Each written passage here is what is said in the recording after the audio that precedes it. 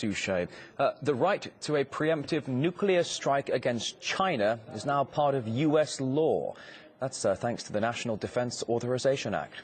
The Pentagon's also ordered a thorough review of when and how the U.S. could strike at the network of tunnels believed to hold Beijing's atomic arsenals. We better get into this right now. James Corbett joins us live on the program, editor of a Japan-based news website. Mr. Corbett, a pleasure to see you. Thanks for coming on so quickly. The U.S. government is operating on the assumption that there are 3,000 miles worth of tunnels crisscrossing China, allegedly containing 3,000 nuclear warheads. Do you believe it?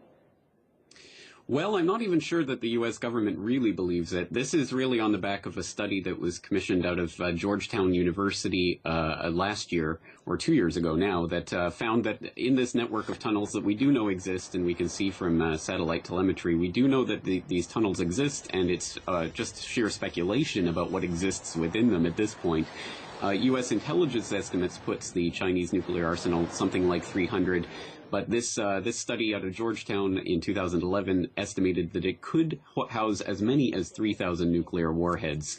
So basically, as part of the NDA 2013, they're basically saying that now the Stratcom is going to have to commission a report to identify the potential problems involved in this and whether or not they'll be able to actually confront this with conventional or even nuclear forces in the event that they actually need to take out China's they're certainly assessing how big are these tunnels, how many warheads are in this tunnel. Previous reports had said 300, not 3,000. Now, we've got most of America's ballistic submarine fleet operating in the Pacific. We've also got more U.S. ships moving in that area. The Pentagon all the while promising to contain China and now planning for what they say a possible nuclear strike. Well, that's not exactly going to help already strained relations, is it?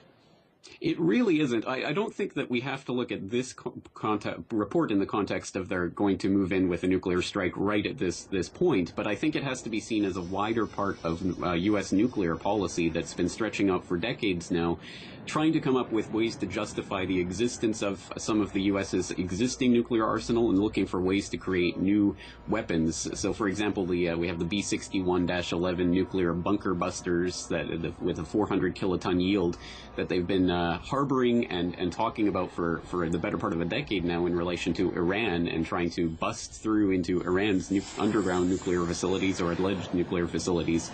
Now they're just shifting that rhetoric over to the Asia-Pacific as part of this Asia-Pacific pivot.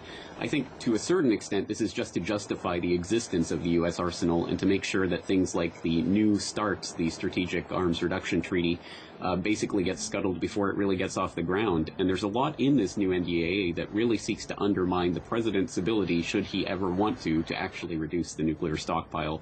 So I think the Congress is definitely trying to get their foot in the door and stop any types of arms reductions before it can actually be implemented. There are certainly some that really say that the American president is powerless when it comes to going head-to-head with the military-industrial complex. Certainly at this point, though, we've been getting reports that there have been some rather peculiar high-altitude jet forays between China and Japan.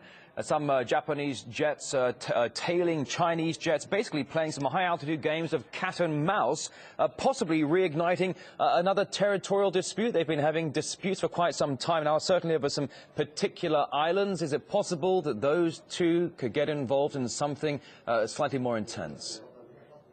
It certainly could, and of course the more bellicose that the U.S. becomes against China, the more safe Japan will feel in either threatening or responding to Chinese aggression. So I think it really only serves to put a match next to this powder keg that is the Asia-Pacific region, especially now that really this is heating up and the American attention is turning here. I think we're going to see more and more of these types of situations coming along that could justify even further military intervention. So we have to look at these types of nuclear rhetoric that's coming out right now, not necessarily as an intent to strike anytime soon, but certainly as something to keep our eyes on as this rhetoric continues to ratchet up. Well, as you well know, Mr. Corbett, the U.S. has been increasing its military presence in the Asia-Pacific region for quite some time now, certainly over the past 2 years, increasing it in somewhat called fairly drastic measures. Now a report of them examining possibly 3,000 miles loaded with nuclear warheads crisscrossing China.